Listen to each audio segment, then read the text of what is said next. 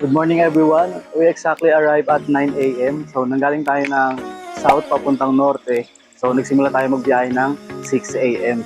So as you can see, no, kitang-kita yung pagka-urban oasis ng Prime Homes. So today, ipapasyal ko kayo sa mid-rise development ng Prime Homes. This township has a total lot area of 3.6 hectares. Binubuo siya ng 8 towers ng Prime Homes. So this is the Kamya Tower 1. So nag-turnover siya noong 2016. Binubuo siya ng total of 10 floors and 19 units per floor. And meron din siyang 2 high-speed elevator and 1 basement parking. So this is the Magnolia and the Sampaguita. So Magnolia turnover on 2018 and the Sampaguita is turnover on 2019. So this is the La Rosa residences and pare-parehas lang din sila na may 1 basement parking and 2 high-speed elevator.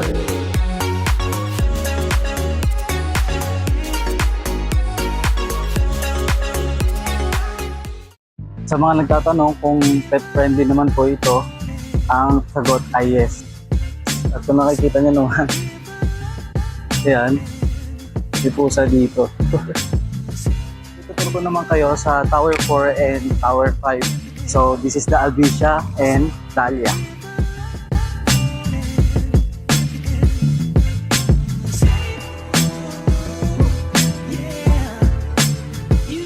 This is the Albizia, turnover on 2025, and this is the Dahlia, turnover in 2024.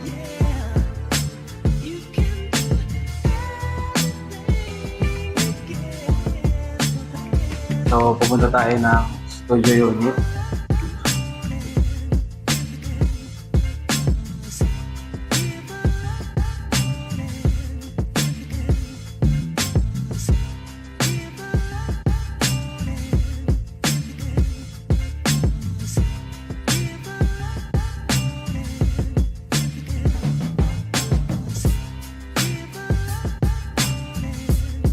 This is the Luntian Walk in the middle of Albizia and Dahlia.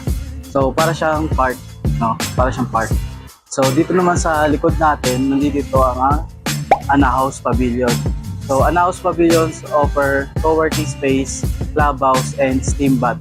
So matatanaw nyo rin dito yung Sampaguita Tower 3. Ito. Init. So this is the adult pool.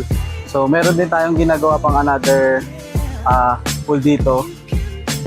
Kasabay ng Altea and Liana. Ginagawa din siya doon. Dito banda. So sa sobrang daming amenities ni Prime Homes and development niya ng mga bagong tower, so hindi ko na siya kayang libutin. Nakakapagod. So you can message me guys if you are interested.